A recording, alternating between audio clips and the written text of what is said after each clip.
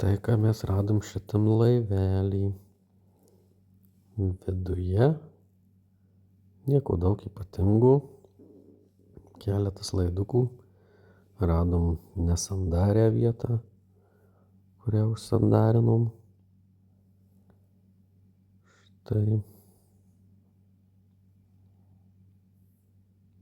Štai nesandarė vieta. Atlipę klijai, bet čia ne gedimas. Buvo atsilaisvinus antenukį.